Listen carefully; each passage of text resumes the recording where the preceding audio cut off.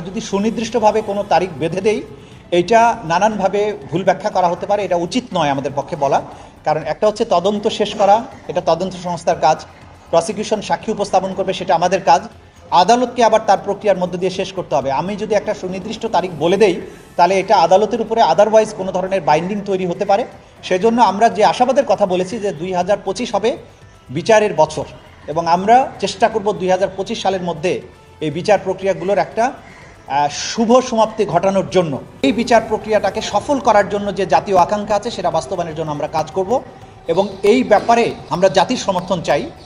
বিচারটাকে নিরপেক্ষ করা, স্বচ্ছ করা, নির্দিষ্ট সময়ের মধ্যে শেষ করার চেষ্টা করা, অতি বিলম্বিত না করা, আবার কেউ যাতে ন্যায় বিচার বঞ্চিত না হয় সে ব্যাপারেও দৃষ্টি রেখে, এই সমস্ত দিকগুলো বিবেচনায় রেখে আমরা একটা কঠিন যাত্রা শুরু করেছি। এই যাত্রাপথ নানান কারণেই দুর্গম হবে, বন্ধুর হবে, আমাদেরকে নানান দিক থেকে চাপে ফেলার চেষ্টা করা হবে, কিন্তু সকল বাধা উপেক্ষা করে ইনশাল্লাহ 2025 সালের মধ্যেই আমাদের যে বিচারের মূল যে আকাঙ্ক্ষা, সেটা জাতির আকাঙ্ক্ষা যাতে আমরা পূরণ করতে পারি, সেজন্য আমরা রাষ্ট্রকে জিজ্ঞাসা করতে হবে। পররাষ্ট্র মন্ত্রণালয় এটা জবাব দিতে পারবে যে রাষ্ট্রীয়ভাবে কি ব্যবস্থা নেওয়া হবে। এটা চিফ প্রসিকিউটর জবাব দেওয়ার জন্য সঠিক ব্যক্তি নয়। 2025 হবে বিচারের বছর, এবং আমরা চেষ্টা করব 2025 সালের মধ্যে এই বিচার প্রক্রিয়াগুলোর একটা শুভ সমাপ্তি ঘটানোর জন্য। কিন্তু এটা কোনো সুনির্দিষ্ট ডেডলাইন নয় যে আমরা একেবারে এই সময়ের মধ্যে করে ফেলবো। তা আমরা আপনাদেরকে আগে যে আশাবাদ ব্যক্ত করেছি, সেই আশাবাদ থেকে আমরা সরিয়ে আসিনি, সেটার মধ্যেই আমরা আছি।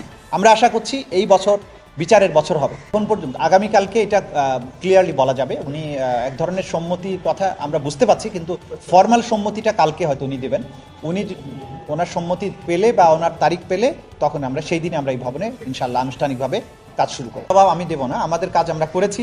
যেটা রাষ্ট্রীয় ফাংশনারি, রাষ্ট্রীয় মেশিনারির কাজ, অন্য রাষ্ট্র থেকে অপরাধীকে ফিরিয়ে আনার যে চেষ্টা, সেটা ভিন্ন রাষ্ট্র, যে রাষ্ট্রের কাছে চাওয়া হয়েছে তারা কি ধরনের রিয়াকশন দেখাবেন, কি জবাব দিবেন এবং সেটাকে কিভাবে মোকাবেলা করা হবে, এটা রাজনৈতিক সিদ্ধান্ত এবং রাষ্ট্রের কাজ। এটা চিফ প্রসিকিউটর অফিসের কাজ নয়।